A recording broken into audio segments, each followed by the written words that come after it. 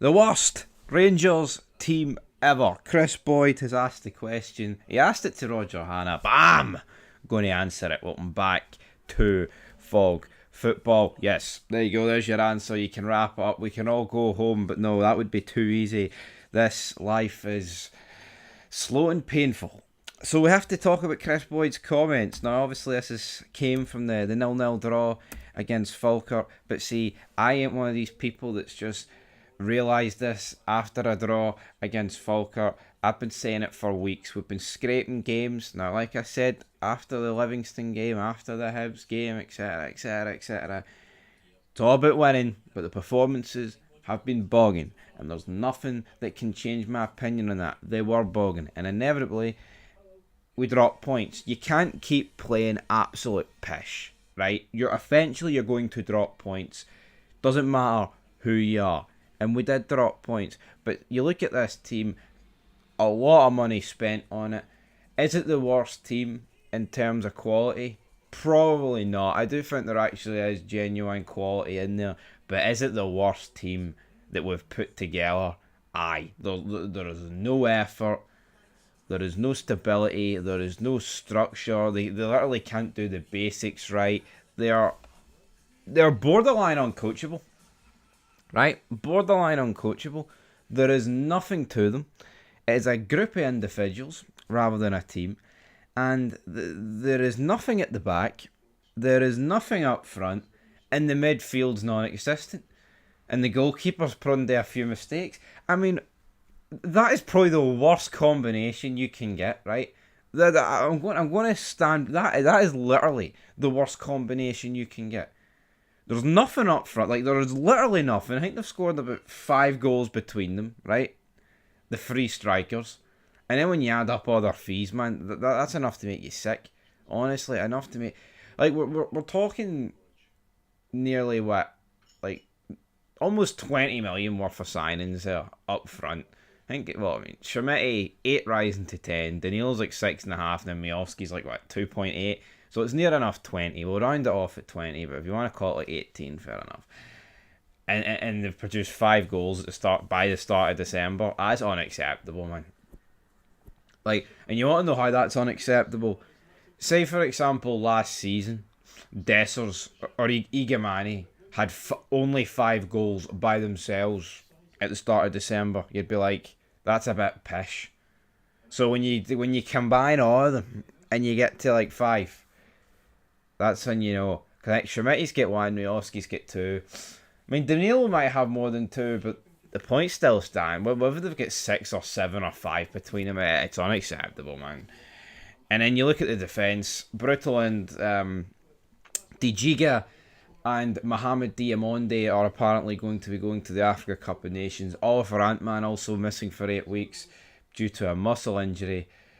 Here, I thought you actually had to fucking play football to pick up injuries. I don't know, fuck knows how Ant-Man's picked that up. It must be in his wee side hustle as a wee shitey fucking superhero.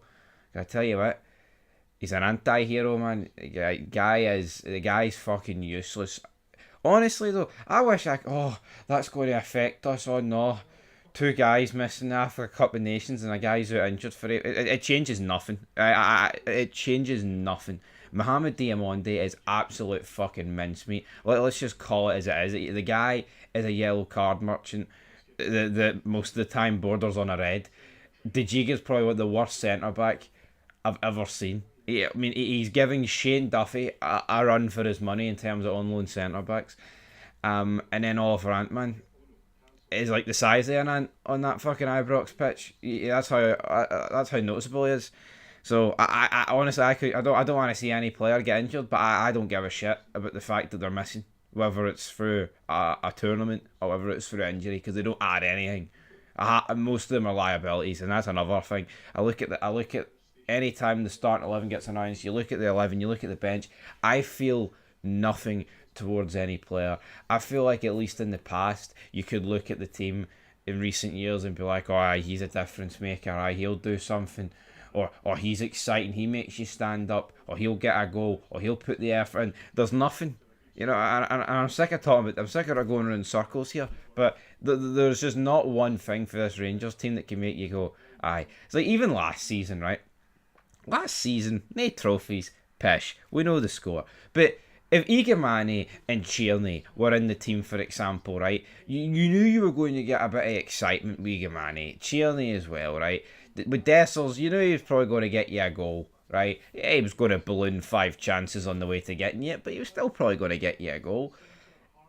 It's just like, no, what is that? Like, even Raskin last season, he was playing really good towards the end of the season. He's another fucking disgrace, by the way. An absolute disgrace. Where is he? Where is he? Belgian international. We're not talking about a Caracas or a Uzbekistan international here. We are talking about a Belgian international. Alright? And the guy couldn't deliver fucking hee-haw. The decline in quality at Ibrox is utterly insane. Roger Hanna described it as alarming. It is honestly insane how you can continue to regress so much with each passing fucking transfer window by spending money. There is a genuine case that if Rangers hadn't spent a penny over the last 5 years, would be better off. I mean, how can I even honestly, even utterly, even Stevens fucking say that? Can someone explain? I mean, we have spent a shit ton of money over the past 5 years. Whether it was this window, even last year we spent a bit. Whether it was the Michael Beale window. I mean, this window makes the Michael Beale window look lickable. I'll tell you that for fucking free. Even though it was stained with shite. I don't know where we go from here. Alright, but we're going to move on to Boyd's comments. Before I go off the deep, I have already been off the deep end, and I'll let you in a wee secret. I can't fucking swim, and neither can this Rangers team. No amount of armbands, no amount of life jackets, no amounts of plank in the woods in the Atlantic are going to save this team. They're at the fucking rock bottom of the ocean. Boyd said, and I quote, "The problem is now they've been brought in, and they will be on big contracts, long-term contracts. It's easy to say, get to the January transfer window, get to the summer window, but who's going to take them? They're not performing. I think a lot of the Rangers players right now are at the glass ceiling in terms of the wages the club they're going to be at. We all know Rangers are a huge football club, but there are leagues that can attract players to go there. But I don't see anybody right now that's got any chance of leaving. You try, bring them in, improve them, move them on. Honestly, I can't see any scout or team looking right now and thinking, yeah, I'll have a bit of him." End of quote. Yeah, I mean, that's another major problem. I don't even think Soccer Aid would take half these fucking players, man. There's nothing in them. There is nothing. Like, you can play bad, right? You can have an underwhelming / shite season, but at least offer something. And I've been banging this drum for a couple of months now, right?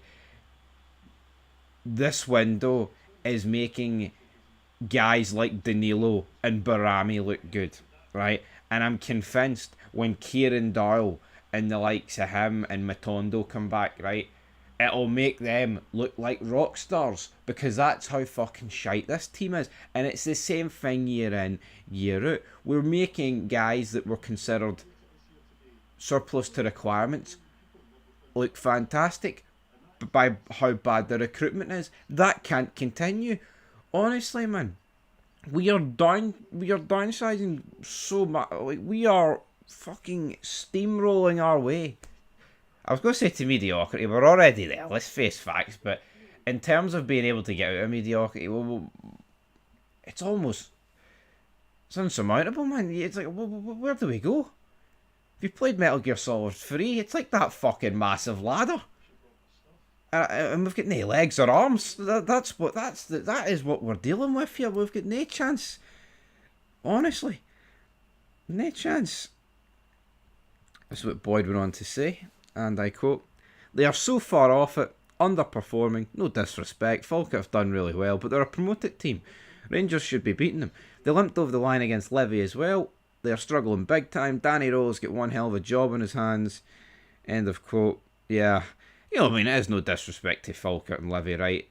Two newly promoted teams, and if we're being honest, they could have very easily beat us. Livingston got robbed by a shite decision. Shockerini there. The SFA, brother. You know, they strike again. Falkirk, again. I think a draw was probably the fair result, but I'm not going to sit here and pretend that Falkirk couldn't have won that game. They had opportunities where they could have won it. So did we, but let's not pretend we bombarded them. when you compare the budgets, it's utterly disgusting. We didn't do anywhere near enough, man. And James Tavernier talks a good game. Where is it on the pitch? I'm not talking about goals or assist. Where is him rallying the troops, grabbing people? Like, what the fuck are you doing? That's pish. See Oliver Ant, man. See that muscle injury? I mean, unless that's Tav just launching one of his best set pieces straight at him, then I don't know what it is. Because, I mean, he needs called out. Everybody in that team, Tilo Asgard, James Tavernier, captain, man, he should go around fucking battering them, trying to get a performance into them. But I don't think he's got it in him. See James Tavernier's set pieces. They're actually the most soul-destroying thing ever. I think it's like, if it was between that and watching your entire family die, I feel like watching your entire family die might be the better option. Because see, when I see James Tavernier running over the simmer frame, man. The simmer frame, it's like fucking Shawn Michaels pretend to be Hulk Hogan. If you know, you know. The simmer frame over to the corner. He whips it in. It cracks off the first man, and I'm like, end me right here, right now. But seeing you watch that Everton United game, right? And you see Idrissa Gueye, and I think it was Michael Keane. Maybe he doesn't even play for Everton anymore, but whoever the other centre back was, and like the two players are having a go at each other. They're fuming, and he grabs him like by the throat. Is it too much to ask for me that like our players can't be like that with each other because of how shite they are? But it is too much to ask because they don't care. Like, James Tavernier's the captain, right? He claims he knows what the standards are. He claims he knows what it means for the fans, right? And when these new players sign, they all talk a good game. They read the wee fucking script, but they don't know what it actually means. It's just words to them. There's nothing here. I mean, Boyd's got plenty more to say here, I think, but I honestly, that's what he said about Miovski. I don't know what's happened to Bojan Miovski. You look at the player who was at Aberdeen, teams were petrified of him. Now he's a pale shadow of the player he was. I get the fact when you go to a big club, sometimes it can eat you up and you struggle to deal with it, but you've got to do the things you're good at and believe in your ability. I don't see Bojan Miovski right now doing what he's good at. End of quote. So yeah, Miovski, he's a big problem, but he's not the only problem. I mean, you can't just look at one player and be like, he's like, see, as much as Yusuf Shamiti's shite and that deal is one of the most dodgiest things I've ever seen in my puff, can't just blame it on him. There is not one single person to blame. It's not just Martin's fault. It's not just Andrew Kavanagh, Parag Marafi's fault, or Telwell or Stewart's fault, or any individual player. It's every single one. It's a disgrace. It's the worst Rangers team ever, man. It's the worst board ever. I mean, at least you could say Andrew Kavanagh, like, he's supposed to be the head honcho. If you want one guy to blame, fucking point the finger at him. Oh, but he rocked up at training when it was spitting a wee bit of rain. He understands what it means. Alright, well, if that makes you sleep easier at night, then you believe that. Till next time. Peace.